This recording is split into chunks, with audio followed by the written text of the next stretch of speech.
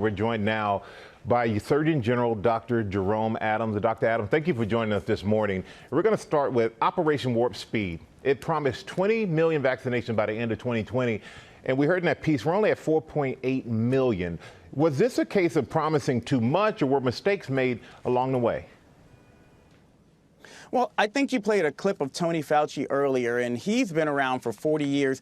I've been doing this for over 20 years. We always knew this was going to be difficult. As Tony said, these things take time to ramp up, and what the American people need to know is that we are quickly ramping up. We're now approaching 500,000 vaccinations per day, and we're pushing out more funding, billions of dollars approved by Congress that we're pushing out, more locations. We went from 1,000 the first week to 4,000 the second week to 12,000 last week, and we're pushing out more priority groups. Your headline today really needs to be Surgeon General urges states to quickly move from priority 1A to 1B to 1C, move that demand, that supply, so that it can match up with demand. And at the end of the day, we understand vaccines have to be administered on the local level, but were there something more that the federal government could have done to speed things along the way at the launch?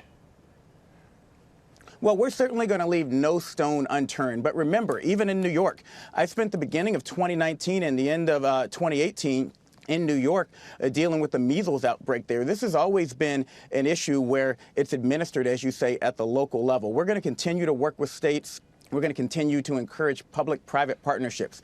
CVS, Walgreens, you mentioned in Florida, with public supermarkets. We're going to make sure we're putting vaccines and supplies where the demand actually is. And you're going to continue to see these rates ramp up. It is by no means as good as we would want it to be, but I want the American people to keep this in perspective. Most difficult vaccine rollout in history. It's ramping up, and you'll see things rapidly increase over the next couple of weeks. All right. We look forward to that. Dr. Jerome Adams, thank you so much for your time this morning.